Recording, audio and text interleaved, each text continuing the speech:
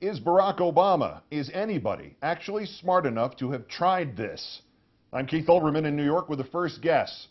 For a week now, even before the end of bin Laden, I have puzzled and struggled and wondered over one question. It has been in the front of my mind, it has been in the back of my mind. It has kept me awake and it has haunted my dreams.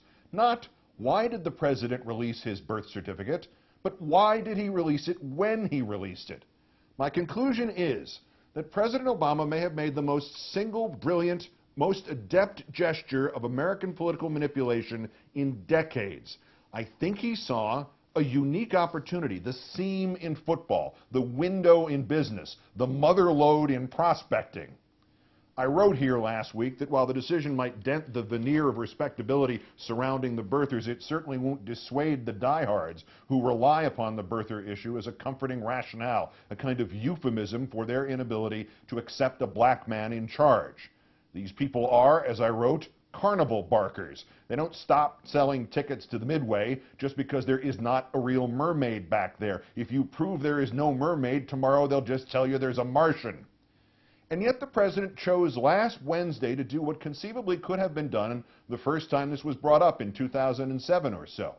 In releasing the certificate after the prolonged moronic bleating of Donald Trump, Mr. Obama did give Trump a kind of respectability, an aura among the birthers, among the Tea Partiers, among the other members of the Republican cult. He made Trump look like the guy who could, in a small way at least, beat Barack Obama. This was an inadvertent side effect to Mr. Obama's decision, unless it wasn't inadvertent. What if Trump was the reason the president released the long-form birth certificate last week? Look, even before bin Laden's death, the Republican presidential field was a disaster area. By this date in 2007, Obama and Hillary Clinton had already emerged as the favorites for the Democratic nomination. John Edwards, Joe Biden, and Bill Richardson were already declared and already pushing hard.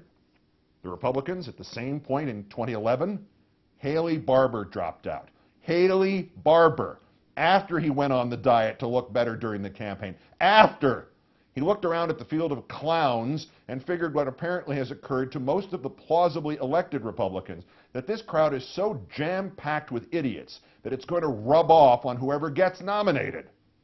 And suddenly the man who wears an otter on his head is the class of the field. Rasmussen reports, the crazy right-tilting polling company founded by the people who created and then lost ESPN, has, as of last week, Trump as the favorite among Republicans with 19%. Romney at 17, Huckabee at 15, Palin and Gingrich at 9, Ron Paul at 8, Tim Pawlenty at 5. It is in Barack Obama's best political interest to keep Trump's poll numbers as high as possible, because the greatest gift the Republicans could give Obama would be a Trump run for president.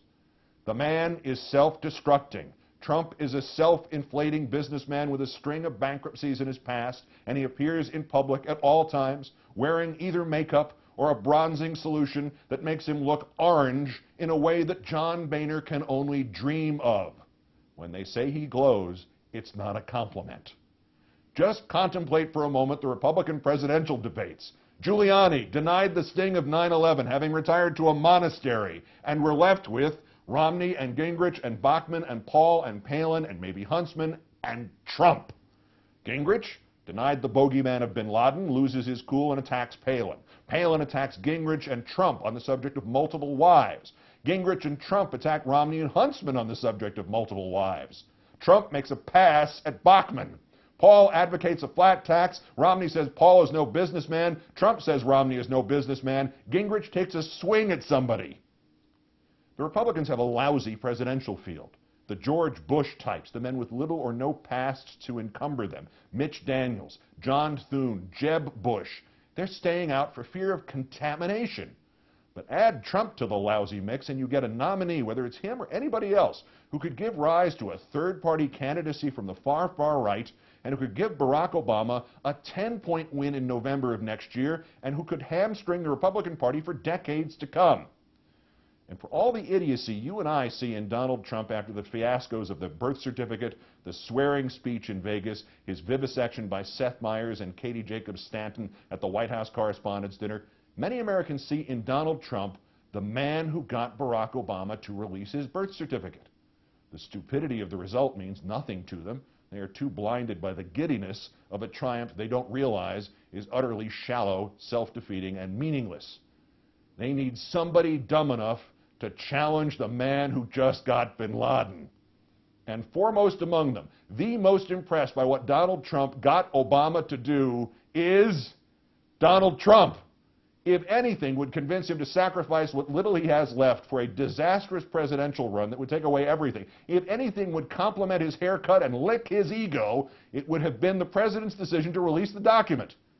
And after a week of mulling this over, I think the president knew that would be the outcome. Well played, Obama. I'm Keith Olbermann. See you on Current, June 20th.